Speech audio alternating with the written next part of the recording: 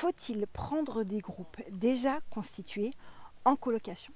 Bonjour et bienvenue dans cette nouvelle vidéo. Alors dans cette nouvelle vidéo, je vais tenter de vous expliquer mon point de vue sur le fait de prendre ou non des groupes déjà constitués dans les colocs. Vous savez que je possède plusieurs colocations. Dans toutes mes colocations, j'ai des profils de personnes qui les habitent qui sont différents.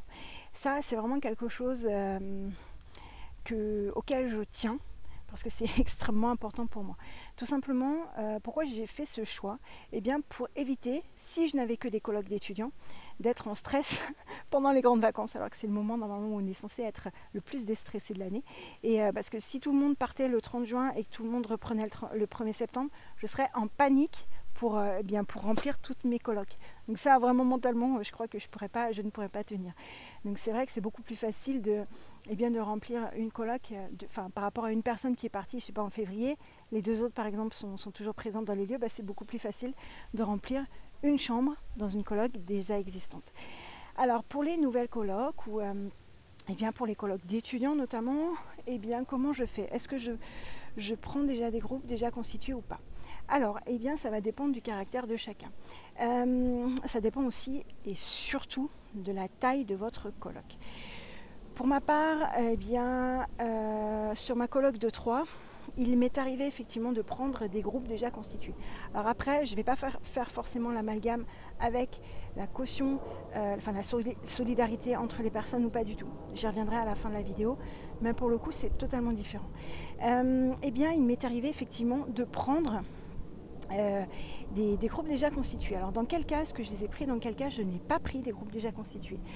Là actuellement j'ai un cas d'une demoiselle qui me dit écoutez, voilà, je visite pour et nous serons 3 et moi je visite et puis je vais donner mon avis et puis après par la suite possiblement nous serions 3 dans l'appartement. Pour le coup je n'ai pas pris ces groupes là déjà constitués.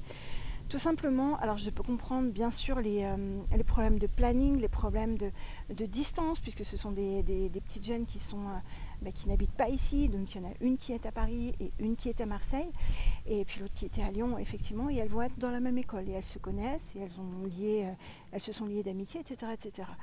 Le truc, c'est que je m'étais déjà engagée à prendre un colocataire, parce que j'essaye de mixer un petit peu mes colocs.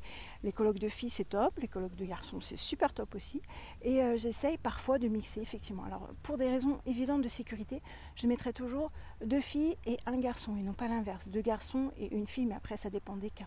Bien évidemment, si ce sont des frères et sœurs, ça ne me dérange pas. Pour le coup, ça va dépendre, en fait. J'aime bien voir les personnes à qui je vais louer. C'est vraiment... je sais pas, une question de contrôle peut-être. Comme je vous ai dit, j'ai rénové moi-même la plupart de mes biens.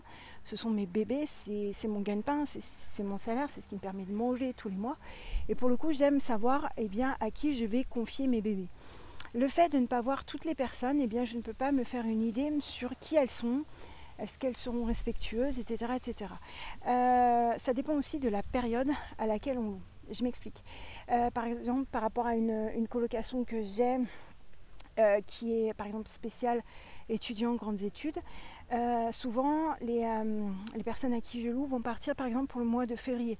Donc là, il s'est trouvé que juste avant cette rentrée-là, j'avais des jeunes qui avaient exactement les mêmes dates de début d'entrée dans les lieux et de fin d'entrée dans les lieux, c'est-à-dire qu'au mois de février, ce qui était logique, c'est ce à quoi je m'attendais puisque je leur ai loué, ils n'étaient plus du tout dans les lieux parce qu'ils avaient des stages, etc. etc. Donc j'avais prévu cette période-là pour retaper les biens, etc. Et par la suite, effectivement, j'ai retrouvé des groupes déjà constitués, parce qu'après, forcément, il fallait que je loue. Toutefois, c'est toujours plus facile de louer à des groupes déjà constitués. Par contre, je vous demanderai vraiment d'avoir un entretien avec chacune des personnes, ou au moins un entretien téléphonique, en leur envoyant des photos, des WeTransfer et des vidéos de votre appartement pour savoir ce qu'elles en pensent vraiment et quelles sont les questions qu'elles vous posent. Si elles vous disent, écoutez, voilà, je sais pas, est-ce que c'est loin de la fac, etc., etc. Donc ça, ok, ça c'est possible. Par contre, si elles disent, est-ce que c'est loin des cafés, des bars, des choses comme ça, alors ça dépend comment c'est formulé. Alors parfois si c'est loin, ça veut dire tant mieux, ouf, mais d'autres fois moi je ne poserais pas forcément cette question là. parce que je suis pas du tout une habituée, mais c'est vrai que c'est pas bête comme question. Et je dirais, bah, écoutez, pourquoi? Bah oui, parce que le soir, on aime bien se détendre, etc., etc. Donc là, forcément, c'est pas forcément le type de clientèle que je veux dans mes colocations. Donc c'est la raison pour laquelle ça dépend vraiment des groupes. Et puis du ressenti qu'on a par rapport à chacun. Le fait que les personnes soient dans des écoles de haut niveau, de haut standing, de bonne réputation n'est pas forcément un critère pour moi, parce que je préfère par exemple louer à des personnes qui sont boursières, qui sont souvent, alors c'est pas toujours, très respectueuses des biens, des lieux, des personnes, qui donnent les papiers lorsqu'il y a le délai, enfin en plein dans le délai, lorsque j'ai donné le délai. Il y a d'autres personnes qui ne sont pas toujours respectueuses. Alors pour le coup, c'est pas une vérité générale dont je vous parle, c'est vraiment ce que j'ai eu dans certaines de mes colocations, donc c'est pas non plus, ça dépend bien sûr des gens à qui on a affaire, mais pour le coup il va vraiment falloir déterminer ce que vous voulez.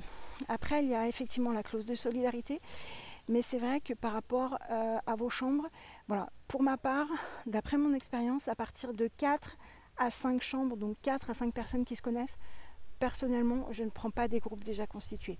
Jusqu'à 3, c'est top, je peux prendre des groupes déjà constitués, mais après, toujours pareil, ça dépend du ressenti, et comme je vous ai dit, ça dépend de la clientèle que vous voulez.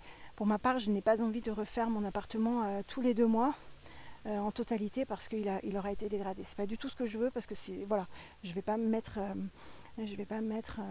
un coup de pied toute seule, c'est pas du tout ce que je veux.